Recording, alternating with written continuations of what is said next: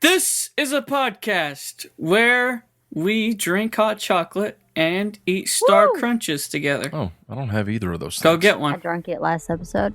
Give me 5 minutes to run to the grocery store. Hold on.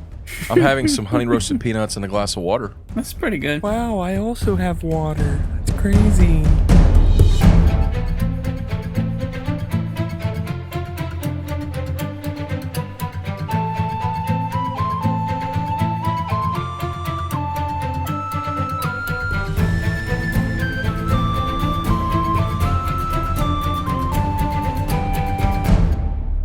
Hello, everyone, and welcome to Make Believe Heroes, Villains. an actual play, 5th edition Dungeons and Dragons adventure for everyone.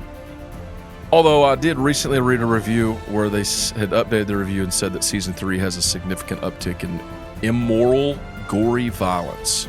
Oh, But he also said, like, the show's still very good, it's just a little slightly less family-friendly. it's almost like we went to the non-hells. I mean, you can't really bring Char, Misk, Saul, and Dark Sir Vance into an episode without it being a little... Well, there were a few episodes, like I've been listening back through it. There was some stuff in Season 2 as well. I mean, we were just laughing a lot more. Like the time that y'all murdered that dude, cut his throat, threw his body out the window. Threw him out the window. Saw cutting people's ears off. Misk was up there. Season 3 was definitely a darker... I don't know, in that moment, I don't know that Misk could have done anything. It all happened so fast. Probably would have grabbed the feet and and just tossed gone them out with it. Open the window and close There you your go. eyes. Like, let's do it. Here we Just go. Just do it. It's over. Do it. What else can we do? But yeah, I hear you. Sorry if I hope that wasn't too off-putting for anyone. I mean, Season 3 was a darker season. I think Season 4 hasn't been quite as dark. We're enjoying Season 4. Are we? It's more lighthearted and fun. Season 3.5 was dark. We'll talk about something being dark. And you did that. I mean, everything was dark for Phil. Yeah. Oh, man. Yeah, when my dad listened to Season 3.5, he texted me and said, I have failed you as a father. He's like, you're messed up. And I was like, love you, Dad. That's hilarious. He's not wrong. We're going to play some Dungeons and Dragons. But first, we got a couple things to do. First, let me just say how much we love Battle Bards. It's so spicy. Battle Bards is awesome. They let us use their stuff, their sound effects and soundscapes and music and all that good stuff, and we love Battle Bards. Let me also say this, because it's been a while since I've said this stuff on the show specifically. First, we have T-shirts. If you're looking for a shirt, a T-shirt, or like a hoodie or some stuff like that, we have that stuff. You can click the link to our TeePublic store in the show notes. We also have like prints of stickers and stuff, if that's something you'd like to have, or if you just want to reach out to us and just say hello or send us a note, you can send us an email at letters@makebelieveheroes.com. You can also follow us on Facebook, facebook.com/makebelieveheroes, or on Instagram, MBH Podcast, I do believe, is our handle on Instagram, MBH Podcast on Twitter. Go interact with us, follow us on those things, and we'll chat. Also, you can leave us a 5-star review. And if you do, we'll read it live on the air. I'm going to read you a review from DGville. Dollar Generalville. That's kind of what I was thinking. It's entitled, If I Listen to Another Episode of This Podcast, I Will Die Laughing Face. Wow. That sounds dangerous. Seriously, guys, this is not a podcast. This is a weapon of mass destruction to your lungs. Paul, Jeremy, Jeffrey, Alan, Fiona, and Red. Donkey! Fiona. I think they meant Felicia. Congratulations on a podcast well done. It is one of the only clean podcasts I've come across in a while. It is seriously hilarious with a little roll on the floor laughing face, like tilted to the side, Don laughing. And you actually might kill me from repeated laughter. Thank you for the best podcast ever. Thank you, DGville. Yes, thank you. For calling Felicia Fiona, and that made me laugh. I've never been called that. Fiona! And Fiona. Here comes another review for you. It's from Slave to the Tiles. Oh, no. That's the name of the person who's left us this review. And they actually did write something. The title of the review is cut off a little bit, but I think it says real hilarity and real heart touching. The touching part is, I think that's what it says, touching or touches or something. And it says this, there's 3 periods, like ... So that's the period for you. But then in parentheses, as an aside, it says, let them rip, Jeffrey. Make sure to throw in some Alaric roasts and screams. And then it says, seriously love you guys. So thankful for your work. to make such fun characters and a great story. Even though that wasn't quite a blank review, we get your intention here. So we're still going to let Jeffrey ad-lib the first part. Are you ready? Slave to the Tiles left us a review, Mm-hmm. and it says... Oh, no. Let's take my headphones off. Here we go.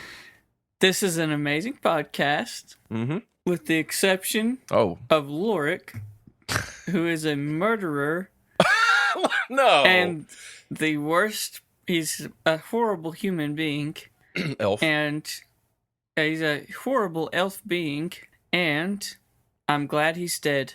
Oh, my goodness. Also, Did E54 write this review? this is a podcast review where there is the People's Champion, and you should all listen to it. It's true. And that's what the review says. Wow. That's a very eclectic review. You know, for once, he finally just like downed somebody else's character, but didn't build his own up. I like this one. That's true. It's character Well, I growth. mean, the last one was all about beans, so. You've done great It's tonight. true. All about the beans. Beans!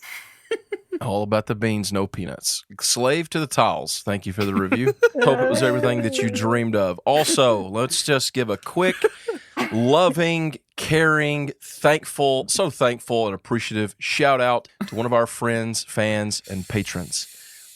She's been a patron now since, I don't know exactly how long, quite a while. I think maybe like February of last year from what I'm seeing here. 3,000 years ago. You know her as Fabulous Dalek. Hey! Her name is Bryson. Thank you so much, Bryson, for Tanku! supporting us, Thank you, for Bryson. being so Thank cool. you so much.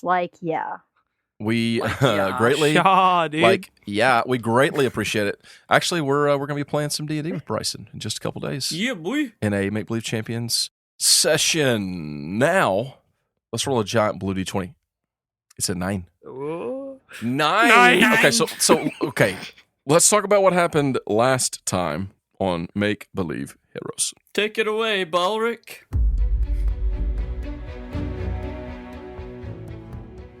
Last time, our adventurers made it back to the Glimmerdale Forest. Exiting the driller train from their trip out of Rund Cather, they headed up to the surface, and reaching the Glimmerdale Forest, they began searching for the entrance to Nero's cavern. Pretty easily, they found their way there, and soon Kjorg stood before the wolf figure again. They sought his aid in seeking for Clarin, but Nero said that they could not help if it involved searching within the city. Then Kjorg spoke to him about his transformation, and Nero informed him that this curse is something that he would never be able to fully control, that each time he tried to wield its power, it would be a contest of his will versus the curse within him.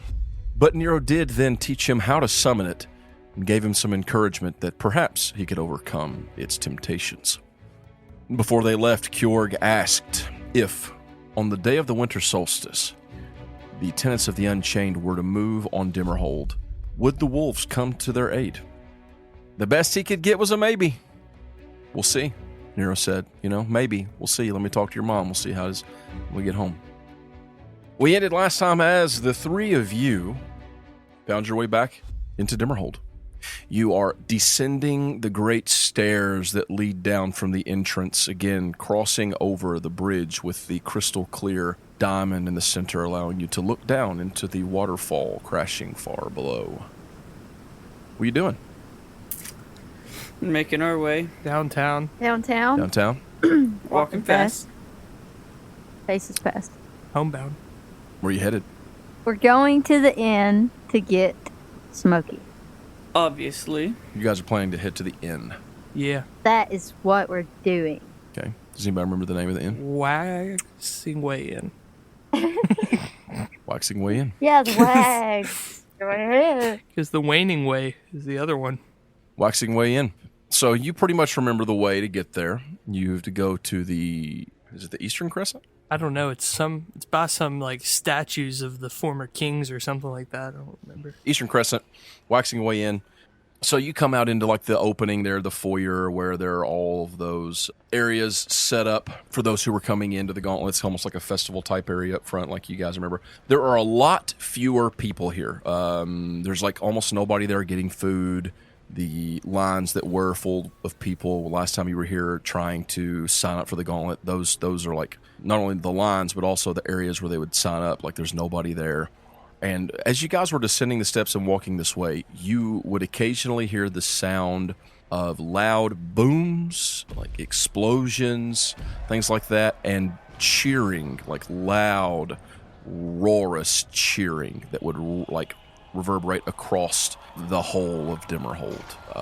And of course, the moment that you stepped out onto that enormous staircase and looked out, you saw the arena, which is now in full splendor, like completely done. Smack dab in the center of Dimmerhold there, in the lunar circlet, directly under the light of the see-through translucent ceiling above you all in the mountain. As you all come down all the staircase and you get over to the area where it's like not a lot of people, you guys turn right and head toward the Eastern Crescent.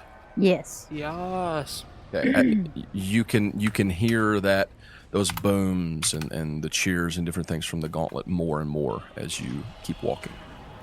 You hear that, Kjorg? It sounds beautiful. I can't wait to get my chance. That's going to be awesome. Yes. Yes. Okay.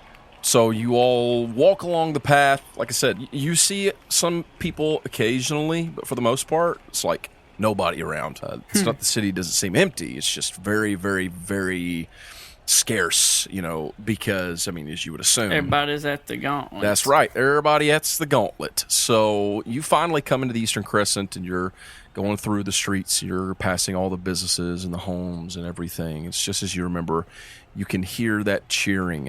It's just like ringing across that pure stone of the lunar circlet. And finally, you come to the Waxing Way Inn. What do? You go in? Smokey! Yeah, I'm sure he'll be happy to see all of us. Yes, let's go in.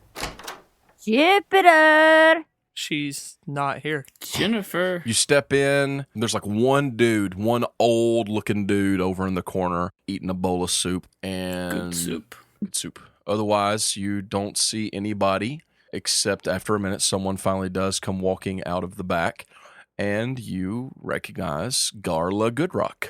Ah, Garla. Oh, hello, Morgard. You've returned. Well, good timing. Aye. So, how's Smokey been? I know that Jupiter said that she was going to try to get you to help, and... Oh, he's been all right. The truth is, Juniper hasn't really had a lot of time to help, except for at night, super late at night. She's been very busy with the preparations for the Gauntlet. She is, announcing and things like that for the competitions and such. Wow. That's where she is now. I'm sure you heard coming in. Can you hear that cheering? Oh, I know. It gets me so excited. Gets the blood pumping. You ain't heard nothing yet. I thought that you all, but that's true. I thought that you all were going to be doing that as well. Tomorrow. We've been on important business. Oh, I see. We've been on business for the king. Oh, for the king? Really? Yes. Well, I suppose he is paying your tab, so that makes a lot of sense now that you say it. All right. Well, hope that you have good luck when you you try out or I guess participate in the Gauntlet. There's some pretty fierce competitors, I've heard. Thank you. Not as fierce as me. Anyhow, what can I do for you? Oh, Smokey. Well, Smokey's up in your room. He's up there. I just fed him not long ago with some lunch, and he's just kind of chilling in the room. The real question is, have you seen Claren/Bolric? Oh, Bolric. No, I haven't. I thought he was with you. We got separated. Oh, I'm sorry to hear that. Is he all right? No, he's dead. Well, it's on important business with, right. Paylor. Paylor? You've probably heard of him. I don't know. Well, yeah, I'd say I've heard of Paylor, but I guess you mean with the clerics. But whatever. Anyway, I don't need to know what all you've been doing. I've not seen hide nor hair of Bolric. Or what did you call him? Claren. Claren? Is he Is that like a middle name or anyway? I don't really need to know. I don't need It's to know. confusing. Right, I'm already confused. I haven't seen him. Last I saw him, he was leaving here with the three of you. Okay. All right. Well, thanks for taking care of Smokey. I do appreciate it. And Sure. I'll tell the king, and I'm sure he'll, send you a little extra. And she winks at her, like, Yeah. Well, that'd be great. Put in a good word. Finally, put that scoundrel over at the Waning Way and out of business. I. Y'all head upstairs. You go to your room, Mogert, where you were staying. You go inside, and there is Smokey. There he is. He is passed out on the floor, slobber just running all over his mouth. There's like a bowl of food, just completely empty. Oh, a little bit of dear. it spilled out around him, and he is snoring loudly. He's in a food coma. Margaret walks over. Smokey. Okay. No, you're gonna wake up. Now, wake up. Wake up. Come on. No. I can already tell. She jumps on his back. Smokey, wake up. He rolls over, and he immediately starts licking all over your face, and he throws you off of him. Smokey. He's like running in circles. He's licking you. I'm happy to see you too. I wish you would have went with me. There's so much I got to tell you, but He I can't tackles tell you. you right now. Oh, Knocks you onto the ground. right, Smokey. Please stop. Okay, calm down, sir. Anyways, we need your help. Little Timmy, he's stuck in the well. No, I'm just kidding. Oh, no. We need to- Timmy. We need to find Claren. Okay, he stops running around and acting crazy, and he comes over to where you're at, and he just kind of sits down in front of you.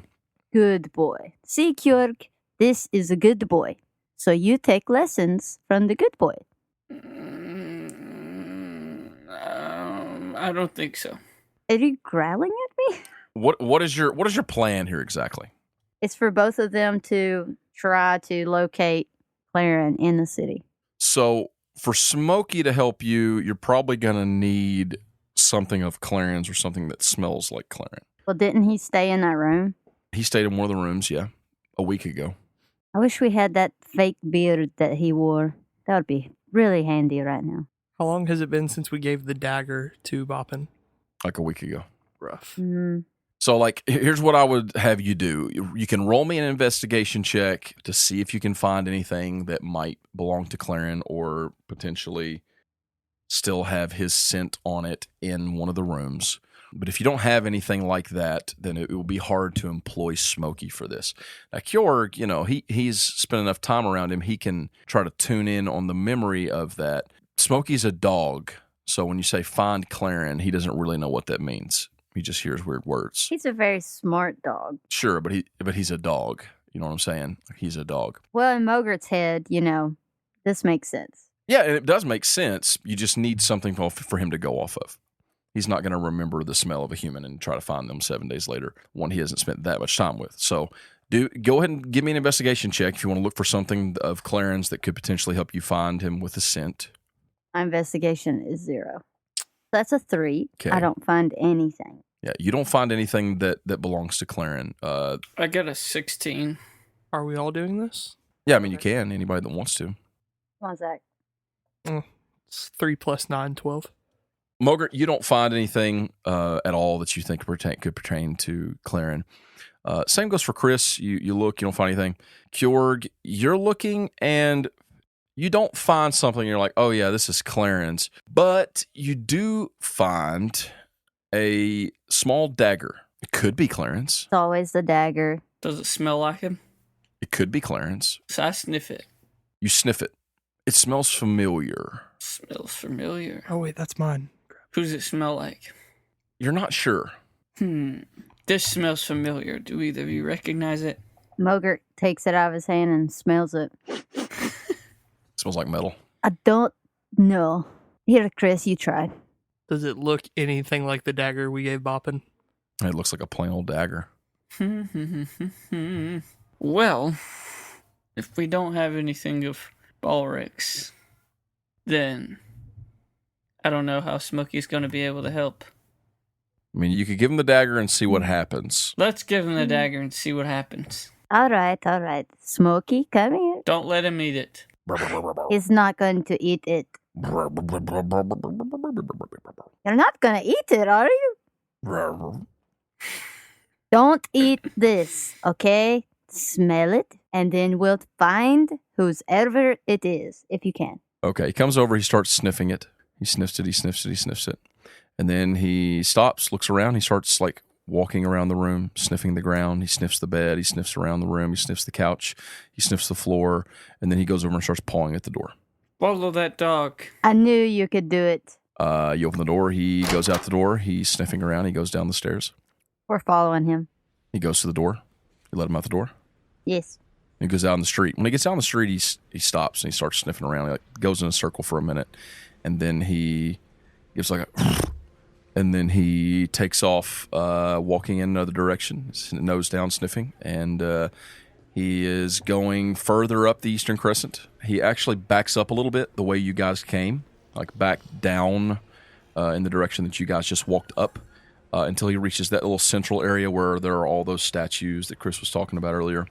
And then he like goes around them for a minute, sniffing the ground, looking a little confused. And then he catches the scent again, and he turns and starts walking in the direction of the lunar circlet, right straight toward the direction of the arena of the Gauntlet. What do y'all do? So he's headed toward the arena where they're fighting. Yeah, he's going that way. You just follow him. Yeah, but if he gets to the door and like tries to go inside, like amongst everybody, she's gonna like stop him a second. Well, it's a pretty good walk out that way, to the actual arena of the Gauntlet. But he keeps going and keeps going and keeps going in that direction. Like, that is the way he's going right now. Have I noticed any scents that stand out? Should I give you a sniff check? You can, yeah. Give me a survival check. Hey, natural 20. Oh my gosh. +4. There are a lot of smells and scents that are going on right now. It's literally like an episode, like an anime episode. You just see all the colors. Yes. But you are definitely able to pick up on the same. You can, like Felicia was saying jokingly, you can almost sense the scent that Smokey is following, and like you can like see the thread. It's like Twilight Princess. Yeah, very similar to that. And you are able to follow Smokey in that direction. Like I said, there are tons of interweaving scents and smells and different things, but it is it's slightly overwhelming at first, kind of like trying to get all that kind of in your, like, to focus your head on that in a way. But after a minute, you do come to like sort of terms with it, and you're able to latch on to that same scent, and you and Smokey are now you're like up ahead with him and like right alongside him, and you all will notice like Smokey will turn to the left and Kjorg will it's not like Kjorg is following him, it's like they're both turning at the same time and following in the same direction. Y'all keep following? Yeah. You come to the arena, like you reach the arena. There are people there. There are people outside. There are obviously like the sounds of the battle and different things that have been coming out. They just get louder and louder and more boisterous. You can feel it. You can feel your blood kind of pumping as you hear that sound, and now you're outside of it, and Smokey he's like about to just go right toward one of the gates and head in. Whoa, Smokey. Whoa. Good boy. Okay, you've stopped him outside. So we can't just barge in here. Kjorg, what do you think I we barge should in do? there. Oh no. You just walk in? Yes. Okay. I say I would follow, turn around to Mogert. Can't stay hidden forever. Shrug your shoulders and then walk. All right. I guess let's go, Smokey. Just keep doing what you're doing. So basically, here's what you're dealing with. You fall off your Kjorg, and there are like some people like outside the gates, like guards and stuff, I guess you could say, like a couple people, like event people, essentially. But they don't stop you. You don't like have to have a ticket or anything.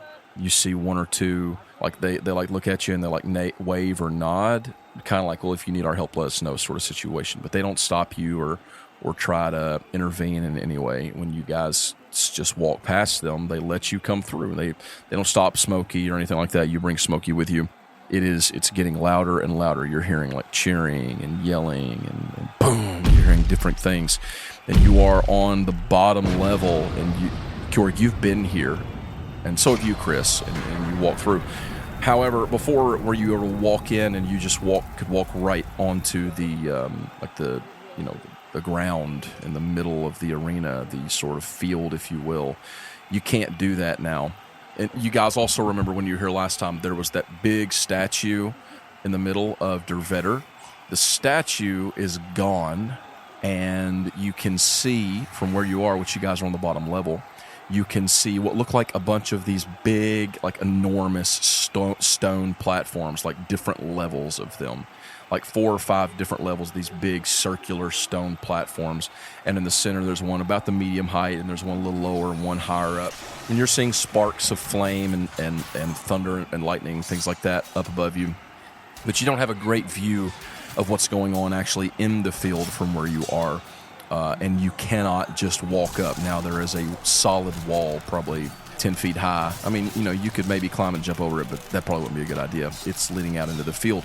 There are openings of staircases leading up to the left or to the right that obviously head up to where the seats are in this arena all around the place. Where's my nose leading me?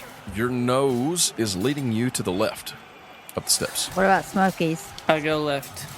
Smokey is going the same way. Are Kjorg and Smokey together? Yeah. You go left and you go up one rung of stairs, and Chris and Mogert are behind you.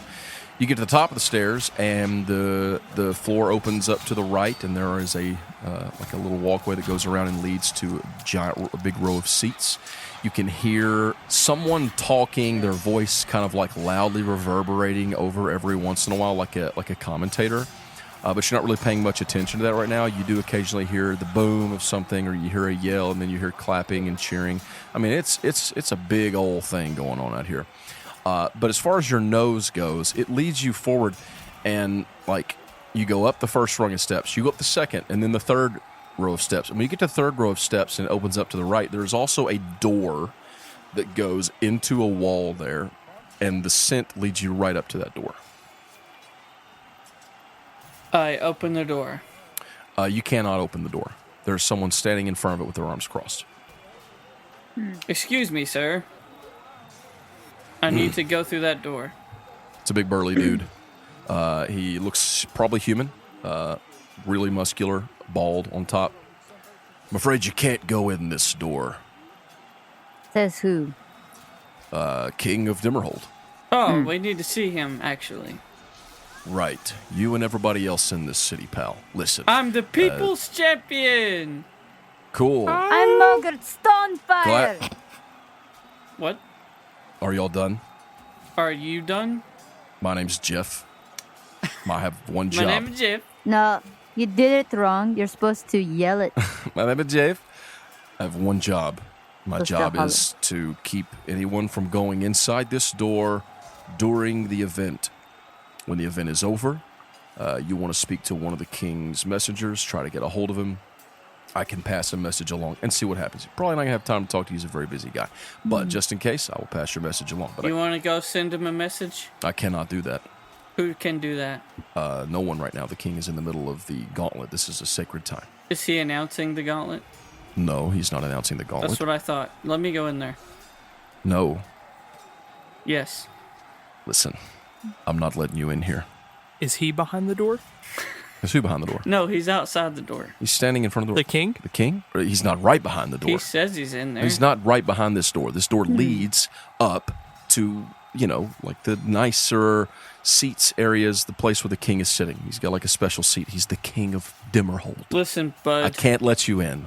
You look like a big guy. I am Kjorg, the people's champion, and I am on a mission to stop the Unchained that the king sent me And on. we are the Ev- champion team. Look, everybody here is on some sort of mission, okay? It's literally the gauntlet of the moon. We're here to stop the people who like to say what was chained will be unleashed. You ever heard of Are you that? serious? 2 in a row! 2 in a row! Like he just gets super creeped out. There's like a creepy feeling, and then like the temperature drops a few degrees, and he's like, "You doing magic on me?" No. No. You doing magic on me? I don't even know magic. Reaches onto his hip and he pulls out a mace. Do I look like a magic man? There's no reason to get violent. Look, I cannot let you in this door. If I let you in this door, I'll lose my job, everything. It's over for me. I gotta have this job. I have an idea. You can work for me. Go sit down. I'll pay you with a fence. Come back after the gauntlet is over for the day. Literally no one is allowed through this door. I cannot let you through this door. How much is it gonna cost? Is it gonna cost you being knocked unconscious? I would not recommend that. Jorgi, maybe we You should wouldn't. I would not recommend that. maybe we should go over here and leave Mr. Jeff alone. You think so? Yeah, just come over here. Yeah, Moger's trying to get him to just leave Jeff alone for a minute. What do you want to say, Mogert? Can't tell you right here in front of Jeff. Okay, we walk a few feet away from Jeff. Now, Okay. All right. So Jeff is a good guy. I think he's nice. Okay. He works for the king. He's probably a very nice man. So what if we sneak around another way, or we wait? I mean, we shouldn't wait because we are on a mission for the king. But Jeff has a job, just like we have jobs, even though I'm not getting paid. Anyways, let's go around here and see if we can sneak in some other way. do you think there's another door? Could be. I don't know. What do you think, Chris? If it's up to the king's platform, there's probably one way up and one way only. Because if there were multiple ways up, then it'd be multiple guards that have to... I feel like it'd make it too complicated. So, what do you want me to do? Just walk out on the field? Listen, champion team. I'm being tempted to just knock this guy out. But Paul, what is there a, so the way this is set up, is he in like a sealed room, or is this just a door, and then the middle, it's a big ring, right? Yeah. And so on the part where the king would be seated, is that just an open thing? You've never seen it, so you don't know. Like, say if I was to hang from the ledge of the ring and Assassin's Creed over there. Okay. Okay. What if Mogert and Kjorg get Chris and we hold his feet and we toss him up to whatever top level or How high is the top level? Oh my gosh, this is ridiculous. Guys, I mean, come on. Y'all don't know. You've not seen it. You have to go into the arena where everything is going on if you want to try and figure out where the king is and what it looks like. Well, let's do that first. So, but the wall of the arena, like around, how tall is that wall? Oh, way too big for you to just climb.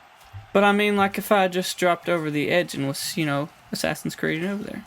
But he would see it. We're on the same level, right? You're on the same... You don't know that, actually. How about we go into the arena and try to figure this out? But I mean, we could look and see. Yeah, you can go look and see. Yeah, you can go look and see. That's what I'm going to look and see. We're going in. Okay. Let's check this area over here. You guys turn around, you walk out, and you can walk over to where you've been to a stadium. It's just like that. You got rows of seats, and you walk out to where you can look out and see it. You do, and once you step around the steps, the sound is amplified, and you can hear someone narrating, giving a commentator on giving commentary. She commentating on what's going on. And now that you are out here, and that sounds not muffled and kind of choked out by being in those stone halls with everything else, you can hear that voice loud and clear, and it is Juniper's voice. Jupiter! She is commentating loudly, and she is sort of narrating what's going on. And you can all look out, and you see out in the middle, there are 4 people in combat. And they all seem to be really close together now in the central platform. And it's all just solid black stone out there. And the center platform, like I said, there's others that are these huge circular cylindrical platforms. They're some are a little higher, some are a little lower, kind of sporadically spread out throughout the giant arena. They're all now in the middle of them, and there are 4 of them out there, and there is just some crazy stuff going on. you're only like 3 levels up. So from where you're at, you have a pretty good view of where they are, and you can see 4 people. One seems to be some sort of a dragonborn with like red scales, and they're like moving their hands and like summoning this ball of energy in their hands. And you see a tiny little figure rolling around on what looks like some sort of weird mechanism. Like moving pretty quickly around the perimeter and blasting these blasts over toward the Dragonborn out of what looks like some kind of like a makeshift roll-around cannon. Those exist? And then you see a big old bear, like a big old brown bear, kind of off to the right side, like a huge brown bear, roaring and slashing at this shorter figure, dwarf, with like bright curly red hair.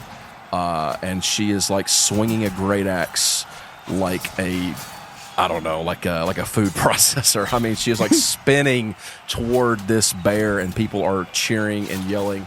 You hear some of the commentary coming out loudly, and you look around. Kjord, you're looking up there, and like what it is sort of like two more rows up.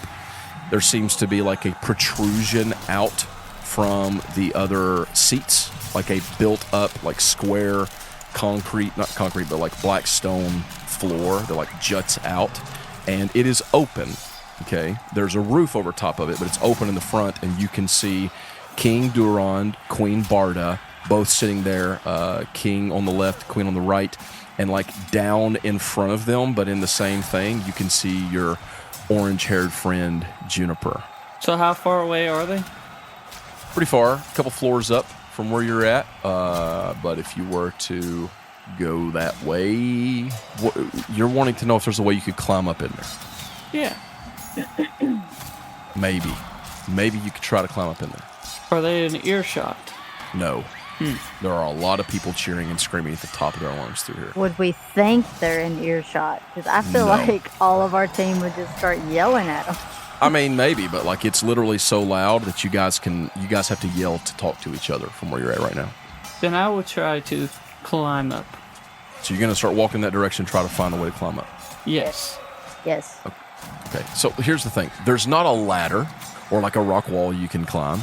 Your options are try to get up above it, hop down onto it, and try to shimmy down the side and like hang down from the little ceiling and like swing into the room, or use a grappling hook. Or something like that. Like those are your options. Any and all these things may or may not bring security to attention, but this is your call. This is what you want to try to do. I mean, all right, guys, we should go to the top. I can try to drop off and swing in there. Swing in there. And Chris, you can use that thing you used when we were on our way to talk to Theldrum. How high is it? Is it within 30 feet? From where we're standing? No, you're further than that away. You'll have to get closer. No, like if we get closer to it where we're like underneath it, is it 30 feet above us, like within that range? Yeah, probably. Okay. Cool. So are we all going to jump and like do the thing like we did last time? No, he's talking about me using Misty Step to get up to it. Oh, I didn't know you had that.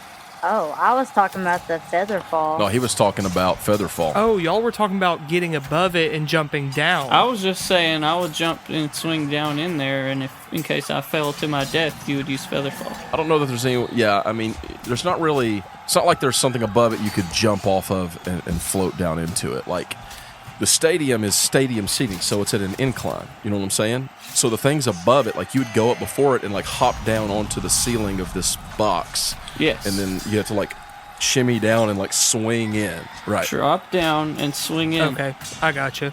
I know what you're wanting me to do now. But I mean, Misty Step.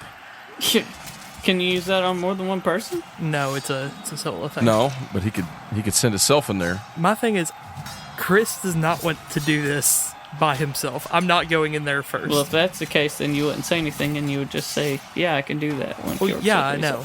That okay. was out of game talk. Yeah, gotcha. I understand. So you guys are climbing up there. Okay. Yes. You guys are trying to find your way up there where you can. Is Mogert doing this too? Is Mogert going along with this madness? Heck yeah. Okay. I'm just a fail-safe in case they fall. And right. Smokey's down there with Chris or wherever. We'll let you in through the door with Jeff when we get done. Yeah, you can Jace. you can pick me up when we're done. I'll come talk to Jeff after we get done. That sounds great, Kjorg. Jace. Stay with Chris, Smokey. Stay with Chris. You are climbing your way up through here. You're walking up through the stadium or what have you. And as you are trying to make your way up there, the fight continues. Pretty soon, the gnome who's rolling around on the makeshift cannon gets caught with a real strong blast of something what looks like a green energy, which just slams into the side of the gnome as he's trying to dodge out of the way. And it knocks him clear off of his little rolling cannon.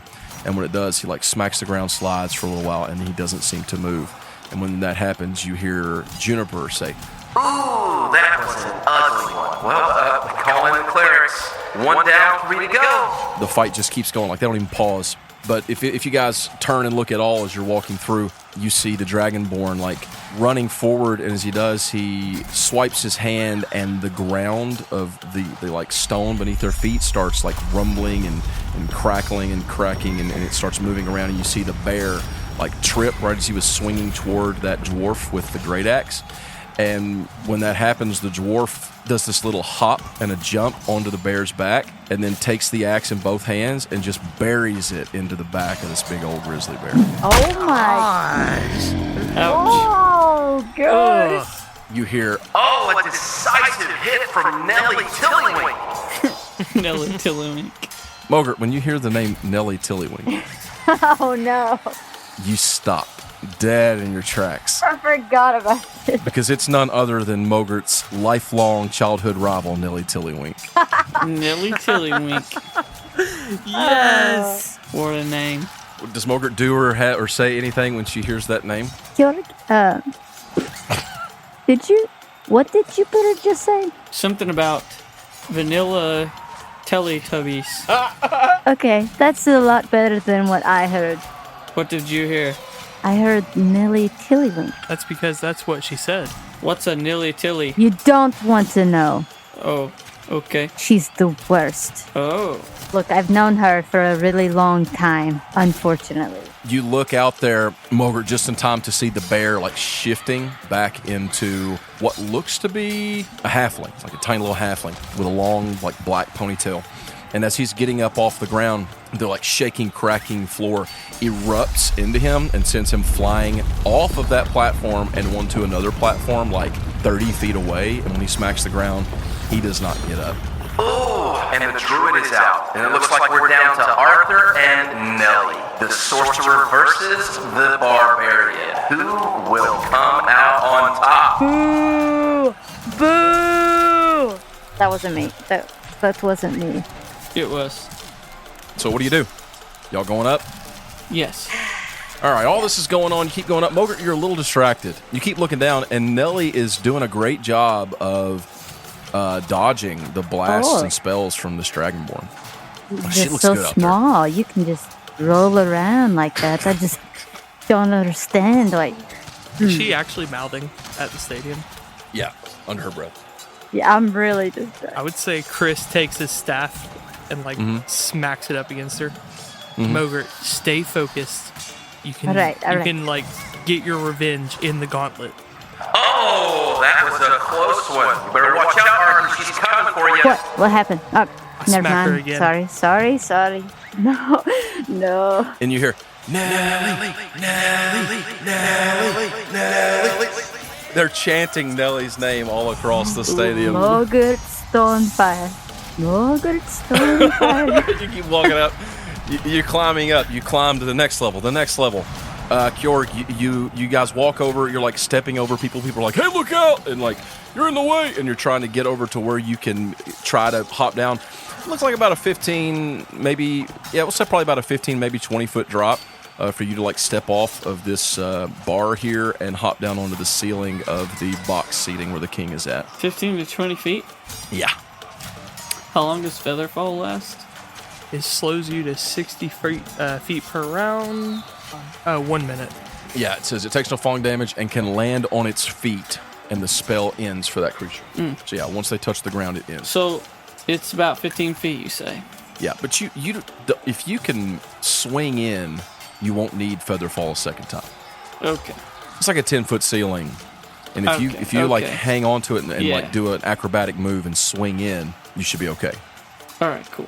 So are you wanting me to cast it as soon as you jump, or just when you get down there as a safety precaution?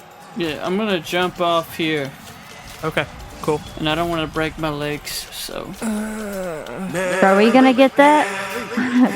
Yeah, you'll both get it. Oh, Kyorgi. Ah. All right, we're about to jump. Oh, we're jumping now. 3, 2, Oh, we're doing it now? 1. I jump off. Wait, what? Mogert is very distracted. Does she jump or not? She jumps. Okay, good. So you jumped. All right, Chris, you stay? I stay, I look over the edge, and I cast Featherfall onto both of them. Okay, y'all fall slowly, and you land softly on the ceiling of this, boxed seating where the king is.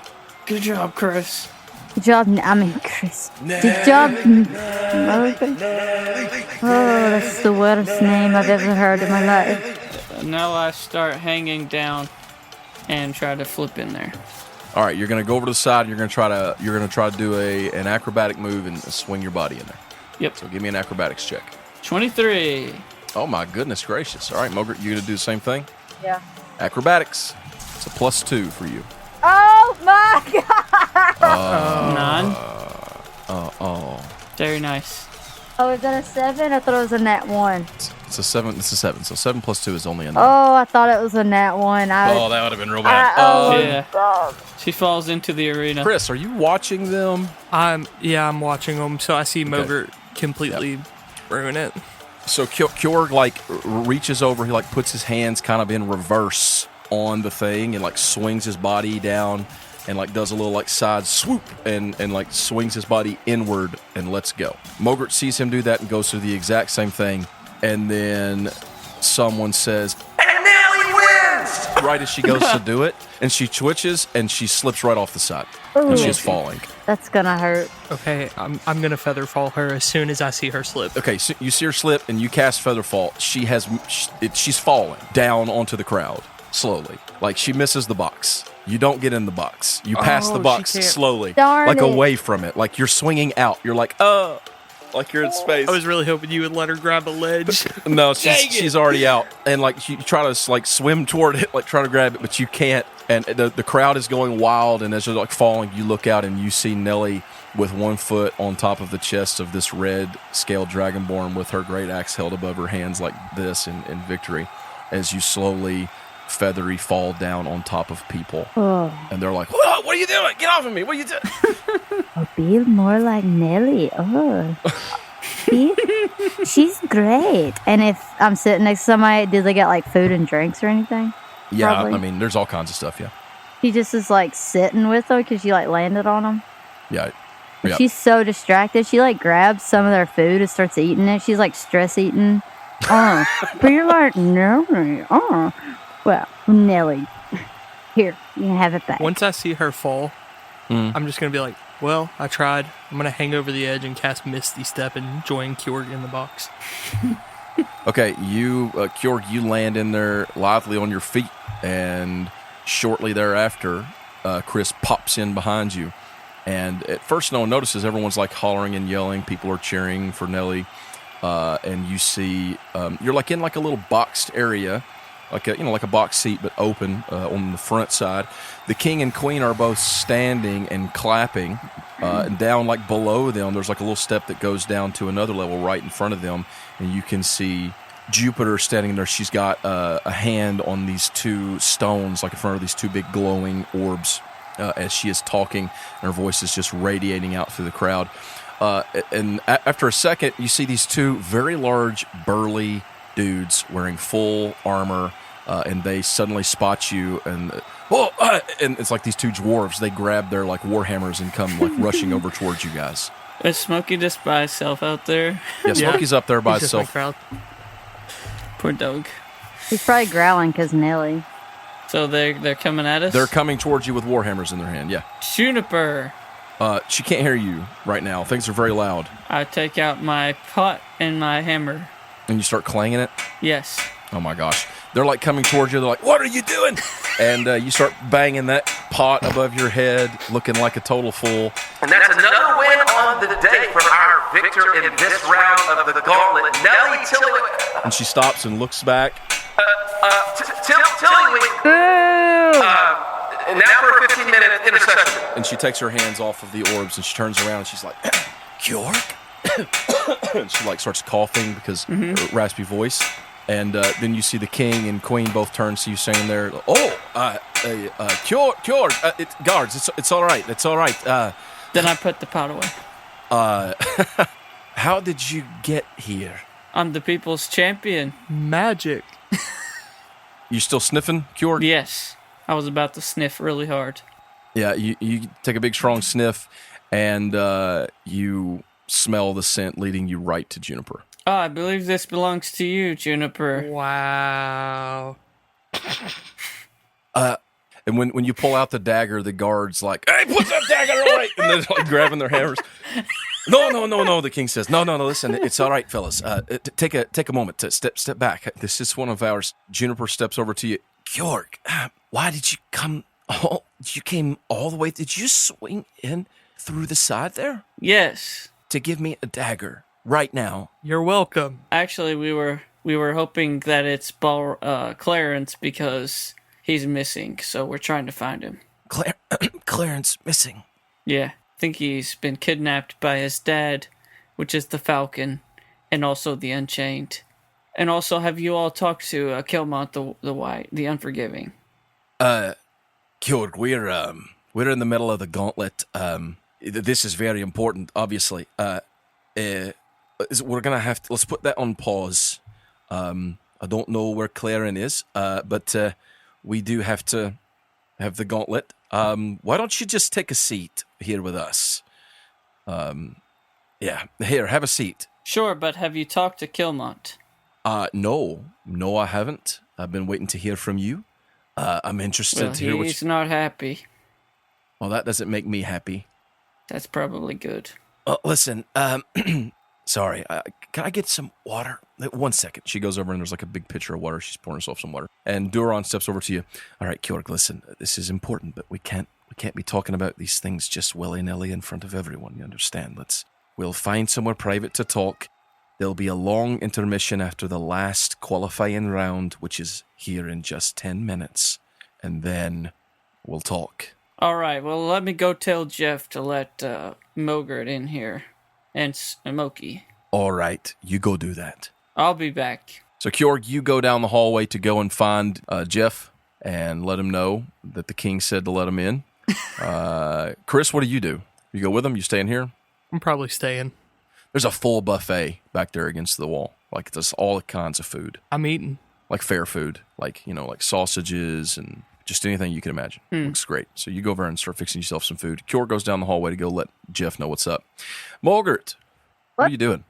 Mogert Throwing tomatoes. finished eating all the food from the people she landed on.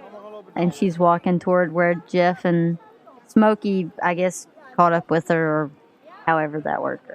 So we're like down there headed toward Jeff. Well, so Smokey's still up at the top. Smokey's still up at the top. Never mind. Yeah, you've not quite gotten back with Smokey, and you like get yourself free of all the people you landed on. Yeah. So you get up and you're like grumpily making your way through. People are moving around now. You see people like trying to go to the bathroom, different stuff like that. It's kind of crowded and congested. You're walking through, you're kind of pushing through the crowd. You finally get to the point where you can start to descend the stairs to go back around to the entrance where Jeff was. And as you reach the platform, you turn to walk back toward the area where the doorway is. And standing right there in front of you, it's Clarence Dree. What? Claren? Mogert, nice of you to finally show up. That was also unexpected. I just wasted how many spell slots for Claren to be right there the whole time? Well, he wasn't right there the whole time, but That's all right. We got to the king. That was important. it was cool. Yeah, it was also fun. He saw Kjork and Mogert floating down.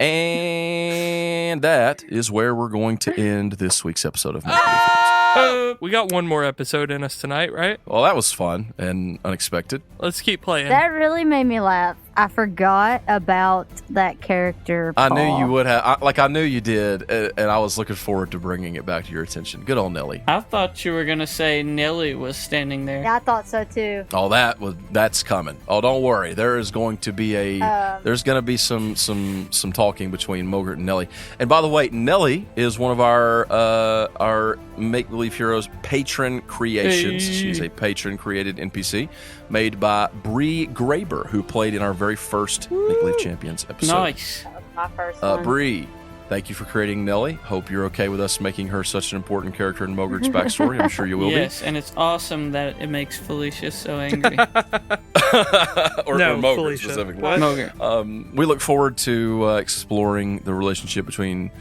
these two lifelong friends in future episodes. So who's Gary Oak and who's Ash Ketchum in this situation? I mean, since Mogert is a protagonist of our show, I guess she's got to be Ash. That sounds like favoritism, Paul. That is going to do it for this week's episode. We hope that you've enjoyed this little romp. I've enjoyed It it. was pretty fun. That was great. I needed some good laughs. We'll find out what's going on with Claren and with Nelly, and maybe see some more Gauntlet next week. We love you guys. Tune in next week for Claren's daddy issues to be reintroduced. Yeah, boy. Thanks for listening. Bye. Bye. Goodbye. Goodbye.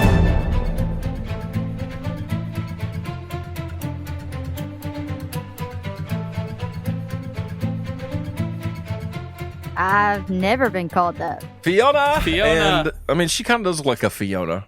Oof. Does she look like a Fiona? Paul, do you know who Fiona is? Who's Fiona? Oh, Fiona. Shrek the ogre. Shrek's woman. Shrek's wife. Yeah. Oh, okay. Well, what about human Fiona? I didn't just think about Shrek's wife. You're like, being man. It's like me saying, man, Paul, you look just like Please. Shrek. Yeah, but Paul would probably You agree look to just that. like It's Fiona. not, though, because if you said Shrek, I would have immediately known who you were talking about. When you said Fiona, I didn't think anything I mean, about it. That's Paul really does hilarious. look like Bear in the Big Blue House. I meant so- she looks like she could be she looks like a Fiona. That could Like, be my your name. I got it. That's what I meant. I yeah. mean, I get Not it. that you look See, like You're a lying. ogre. You're definitely just trying An to cover ogre. up for I'm it not now. offended. What I'm trying to It's say all over is now. This is my you have sword. layers, Like an onion. just like onions and ogres. Shrek, Yeah, I'm thanks for the looking down. Did you review. know humans also have layers? Here comes we don't need this. We don't need this. Passed out on the floor, slobber just running out all over his mouth. There's like a bowl of food, just completely Oh, dude. empty. A little bit of it spilled out around him, and he is snoring He's loudly. in a food coma. His legs start moving like he's chasing something. Yeah, that one leg is just slowly like starting. It was like crank for a minute, and then it'll stop, and then it'll crank for a minute, and stop. Kjork starts sniffing his butt. Yeah, Kjork immediately goes over and just sniffs his butt real good. Yes. And standing right there in front of you is Sebastian Blackfire. I'm just kidding. Oh, Wouldn't that be something? that was unexpected. That would have been nuts. Welcome